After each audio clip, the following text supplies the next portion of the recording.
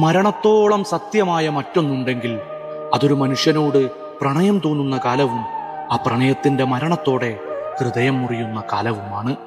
കൂട്ടിനുള്ള മനുഷ്യർ ദൂരെ പോകുന്നതും ഒരുമിച്ചിരുന്ന ഇടങ്ങളിൽ ഒറ്റയ്ക്കിരിക്കേണ്ടി വരുന്നതുമാണ് വിശപ്പും ദാരിദ്ര്യവും കഴിഞ്ഞാൽ നമ്മൾ ഏറ്റവും കൂടുതൽ പേടിക്കേണ്ടത്. എല്ലാ കാലവും തൻ്റേതായിരിക്കുമെന്നോർത്ത് താളത്തിലൊഴുകുന്ന വെള്ളം പോലെ, നനഞ്ഞൊരു പൂവ് പോലെ നമ്മൾ അങ്ങനെ അവരുടെ അരികിലിരുന്നു. നമ്മൾ എല്ലാ കാലവും അവരെ ഹൃദയത്തിന്റെ ഓരത്ത് ചേർത്തൊട്ടിച്ചു നിർത്താൻ ആഗ്രഹിച്ചു.